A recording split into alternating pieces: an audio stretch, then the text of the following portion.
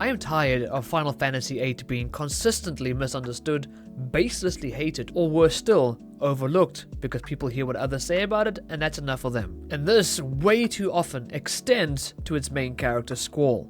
Every damn time Squall comes up in a discussion regarding Final Fantasy protagonists, it's always the same old tired thing. An edgy teen, a moody loner, simple enough to sum up a very layered character that way. The same Moody Loner title can be given to Cloud, to be honest, and we all love Cloud, do we not? Recently, I watched a video where someone ranked all the Final Fantasy protagonists from 1 through 16. Each character got thoughtful analysis regarding their growth, their iconic moments, even their signature looks to aid in making an argument for their character and make a judgment on where this character should be ranked from S rank to A, B, etc. And fair play, that's fine, that's your list. You can take a character that I love and put them in D tier, that's fine, that's your personal opinion, but give each character their due. See, when Squall came up, what do you think happened? Of course, they glossed right over him, taking the time to mention that, oh, you know that Final Fantasy VIII was meant to have two protagonists, Squall and Laguna, but that got cut, etc. A story we've heard before and a little less relevant, and that was all the time they had for Squall. No time to highlight any of his great shining moments and his tremendous character arc. Just slap him with a B tier and move on. So today, I wish to push back. Squall deserves more credit than he ever gets, not just as a Final Fantasy character, but as a protagonist in general.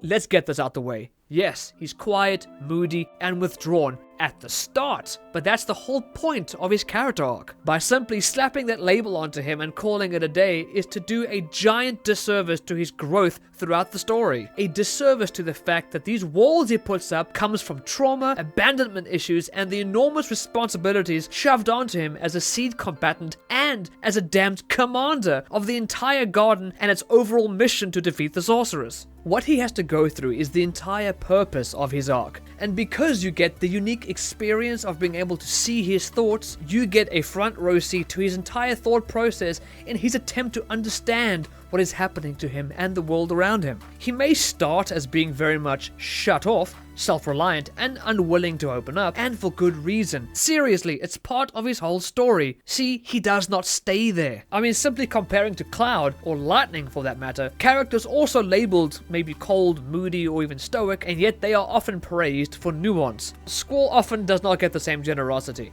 even though they are rather similar. If anyone would just take any moment to understand that how reserved he is, his quiet analysis forces his growth to be shown to you in his thoughts and then actions. It's not told, it's observed. His moments are subtle, but the result is often powerful, especially as the story plays out. So if anybody wants to make a fair tier list, they could take any moment in Squall's story to highlight or point out anything that Squall goes through. I'll even give you a few for free.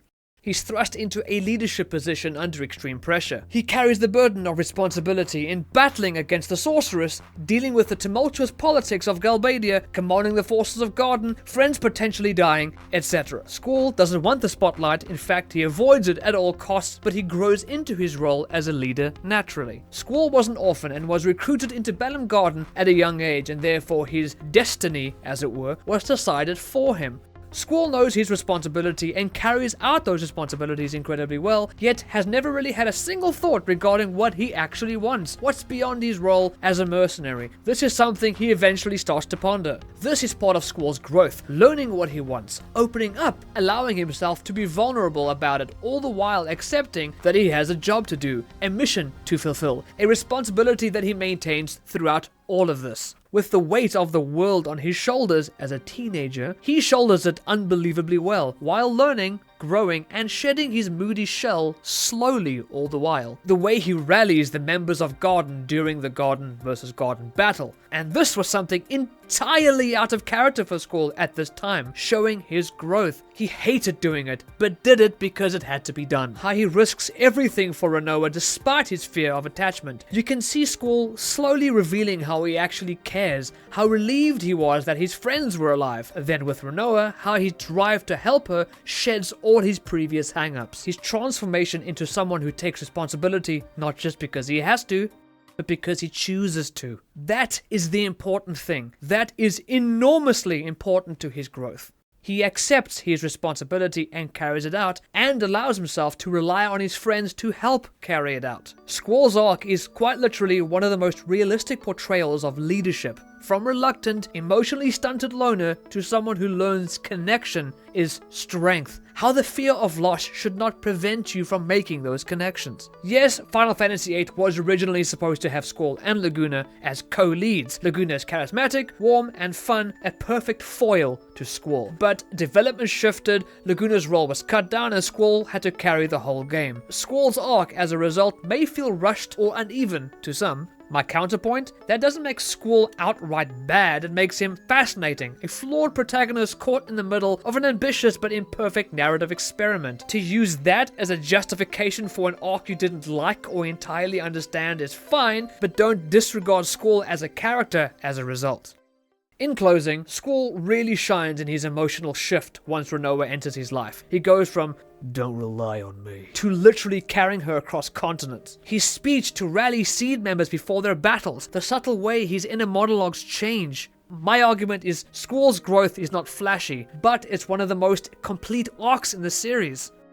In conclusion, Squall is misunderstood because people stop at the surface. They take Moody Teen as the whole character without looking at where he starts and where he ends. It's very easy to do, incredibly lazy and disingenuous. Squall doesn't get long speeches to explain himself. His story is quieter, more subtle, but no less meaningful. Squall Leonhart isn't just an edgy teen, he's a flawed, human, and ultimately inspiring character who shows that even the most closed-off person can learn to open their heart.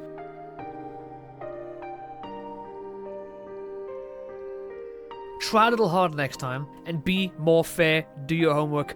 Perhaps in my own video, I'll do my own tier list and be a little less biased. I may love Final Fantasy VIII, but I won't put Squall on top just because. We'll see how that goes. Okay, I'm done. Goodbye.